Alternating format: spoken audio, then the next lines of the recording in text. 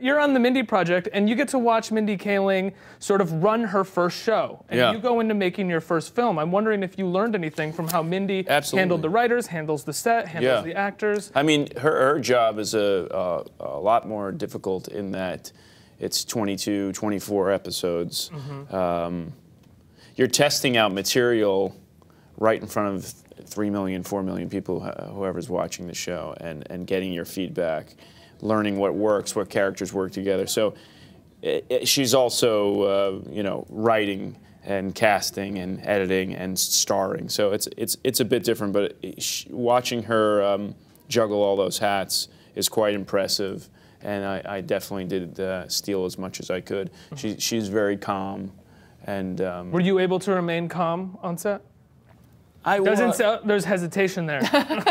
On our set? Yeah. Was I calm? Yeah. Yeah? Yeah. I mean, I think one of the great things about Chris is that he's, you know, actors just by nature are so sensitive and, I mean, good actors, and so empathetic and, you know, put themselves in other people's shoes. And I think Chris, one of the reasons he's such a good director is that he thinks about everyone's situation and where they're coming from and sort of knows how to get that in the performance. Well, it's definitely a requirement for this type of film. As we were saying before, it's a really intimate portrait of these people's lives. So it requires someone who has the sensitivity to get in another person's shoes, which sounds like you were able to do.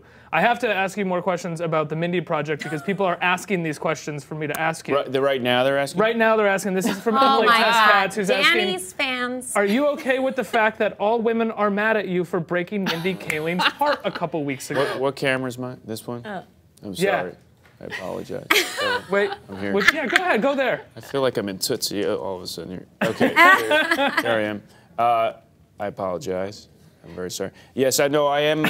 You're a heartbreaker. I know, and you're a heartbreaker in this movie too, my God. Yeah, what's wrong with you, Chris? God. Typecast. You typecast yourself. Yes, exactly. Yeah, no, I am aware of that, and I apologize to the fans and to. But I would. But it's a show. But it's there's a lot of good stuff to come, and you get to see my character kind of feel terrible and try to find his way back to Mindy. So yeah, there's a lot of criticism of that show, like really interesting criticism that ties into what we're talking about, though, about the way that women are portrayed, the roles that women are given. I feel like Mindy was given this show.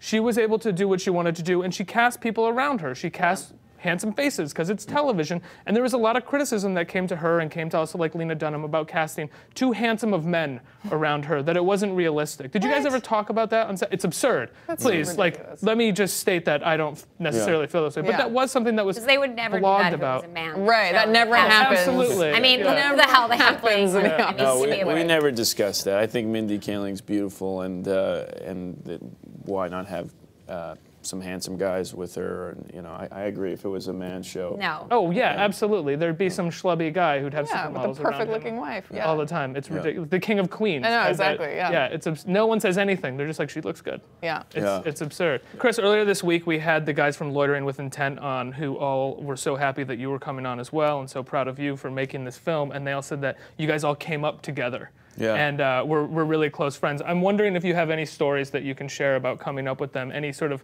fun night out with the boys. Oh, wow. Well, I've had a lot of fun nights out with those guys.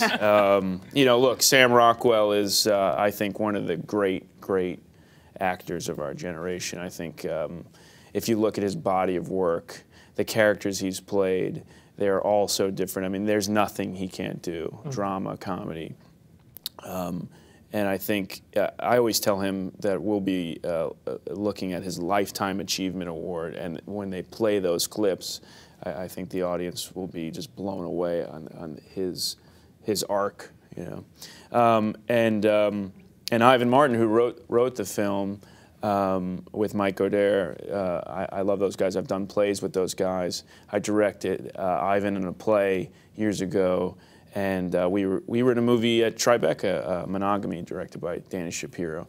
And Adam Rapp and I did a play at the Rattlestick Theater Company that he wrote. He's an amazing playwright. We've had some crazy nights. I don't know if we could discuss them here. But when we cut, maybe we could talk about it. To be involved in everything and involved with everybody's kind of story. Everybody's sort of connected to Alex in some way, which was such a great opportunity to have.